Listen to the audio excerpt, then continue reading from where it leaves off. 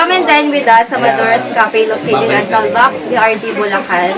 Ini-invite ko po kayo na i-try po ang Madora's Cafe. Nag-offer po kami dito ng Talbak Coffee and Pares, Tapsilog, mga crackle po. Maraming salamat sa pagdalaw sa Amadoras Cafe.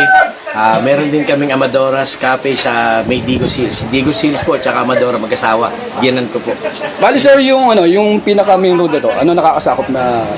Kung tawagin to, bali, ito yung papunta ng Sibul. Opo. And then ito naman papunta dito, Akli. Akli.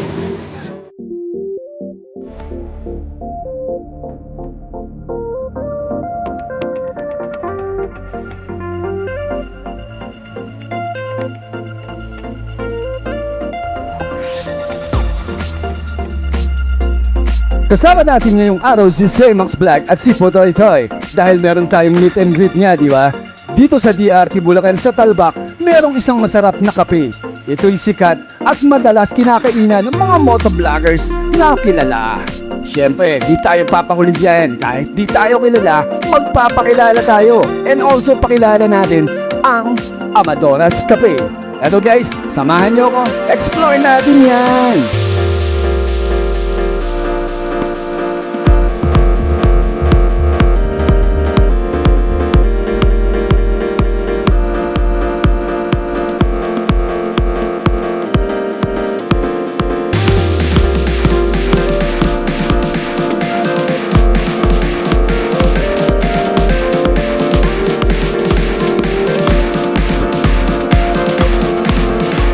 Hindi buo ang araw mo kung hindi ka makakakain ng mga masasarap. Dito sa Amadoras Cafe, nagsaserve sila ng mga silog. And also meron silang mga cold drinks and hot drinks like espresso and mga latte.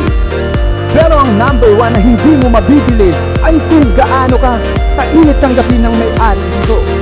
Kung mahilig ka naman mag-camping, dito sa Amadoras Cafe, meron silang mga spot. Pwede ka rin maglagay ng mga duyan dahil sa dami ba naman ng mga puno rito. Pero sure ko, bago ka mag-stay dito, magdala ka ng jacket. Hindi ka tatagal sa lamig sa gabi.